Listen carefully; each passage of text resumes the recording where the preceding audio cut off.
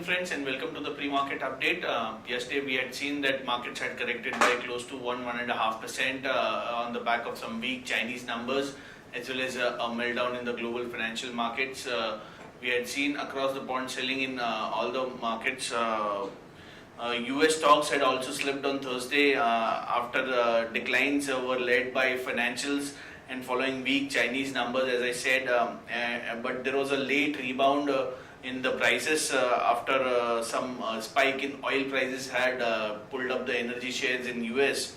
All important, if we say Citigroup, Wells Fargo and JP Morgan will report numbers and officially kickstart the US earnings season.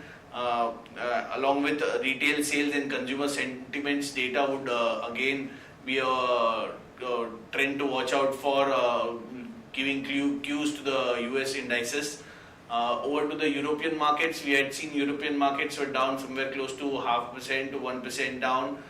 Asian markets are trading mix from positive to somewhere positive to marginally negative on that front. FIIs in yesterday's market were sellers to the tune of 911 odd crores, whereas DIIs were buyers to the tune of 679 odd crores. And SGX is suggesting that we are likely to open around 11 points higher, suggesting that it is kind of a nowhere kind of a session for the opening part. And we have all important info numbers which will be announced during the market. So those are the things to watch out for. I'll hand it over to our derivative expert for their insight. Good morning, friends. We'll give analysis on derivative.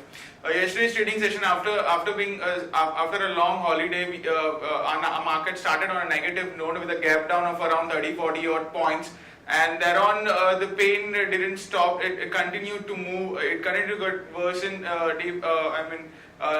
the day passed by, and in the middle part of the day we did show Nifty showing Nifty started showing some kind of severe selling pressure.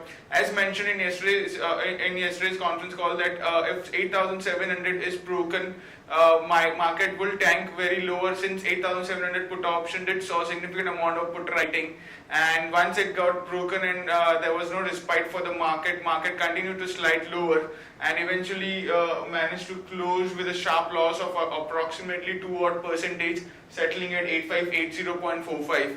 On the open interest terms, we did saw a sharp unwinding of around 5.5 odd percentage in the open interest. In the absolute terms, 12.61 lakh shares were traded in the open interest. Cost of carry decreased significantly from 7% to 2%. However, we'll consider majority of the unwinding which was seen in yesterday's trade was due to the long unwinding. And we have been mentioning that market has been quite overowned by the market participants. And after a sharp fall which was observed in yesterday's trading session, market participant didn't want to take any kind of risk holding the long positions, and they square off most of their long positions. Volatility index in share. In line with the market going up, we do market going down. We do see the volatility index reacting inversely, and it went up by around 8%, settling at 15.43 odd levels. On the option side, we did saw an 8,700 call option now have seen significant amount of addition in the open interest of around 40 odd percentage. And 8,800 call option have also seen an addition of around 8% in yesterday's trade. While on the put side, we did show unwinding in 8,700, 8,600 put option. All have seen an unwinding in the open interest of around 9 odd percentage, while 8,500, 8,400 put option have seen a minor addition of around 8 to 10 odd percentage in yesterday's trading session. While 8,500 put option continues to remain as the highest in terms of open interest, with around 48 lakh shares into it. So all in all, markets have been currently market has been trading at a strong support of 8540, 8550 odd levels, which is a very strong support for the market. We might see a minor bounce back if Infosys comes out with result today and it comes out with a good result, and we might see IT Pack could see the could drag the market higher.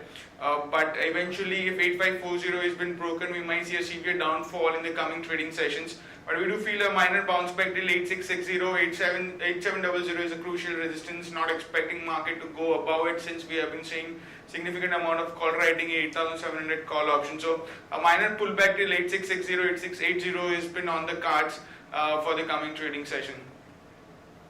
Other securities in band period for today's trade: India Bull Real Estate, Jindal Steel and TV18 Broadcast. On the FIs front, in index futures, they were net sellers by 2,329 odd crores. Index options net buyers by 1,139 odd crores. We have seen a huge selling in index futures by the FIs in yesterday's trade, and majority of the selling part has been due to their squaring of their long positions, and due to which we have been seeing a significant amount of selling figure by the FIs in index futures. However, index options, they were net buyers by 1,138 odd crores. Stock futures net sellers by 53 crores only, and stock options net sellers by 160 crores.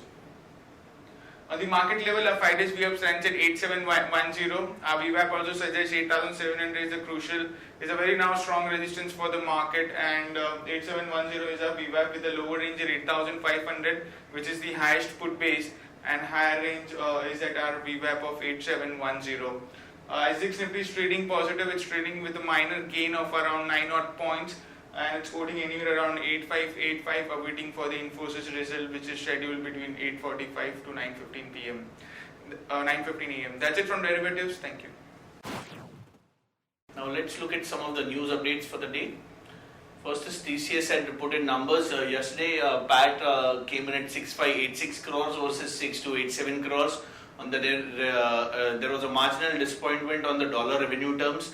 But there were encouraging commentary from the management. Sera Sanitaryware reported numbers. Q2 PAT came in at 25.14 crores, up 40% YY. Retail inflation numbers were announced. It came in at 4.31% in September. The net direct tax collection numbers had come in yesterday. Those are up close to 9% in first half of FY17.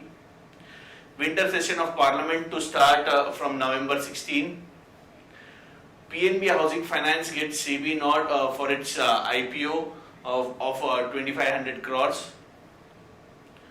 ONGC and United Energy are said to pursuing 2 billion Chevron of oil fields. Government has approved 1955 crores worth road projects. With 97% rain, India gets normal monsoon after a gap of 3 years.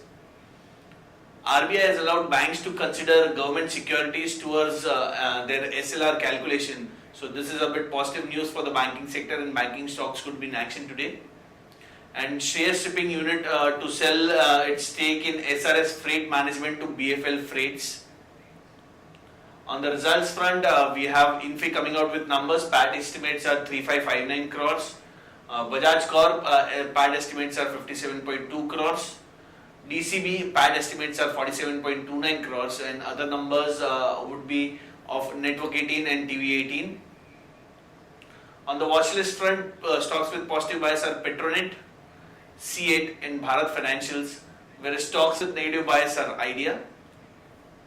On the stocks for investment, that is the advisory picks, we like Hindustan Unilever with the upside potential of close to 15%, Skipper with the upside potential of 23%, PI Industries with the upside potential of close to 10%, PFS, that is PTC Financial Services, upside potential of close to 43%, and IRB Infra with the upside potential of close to 29%.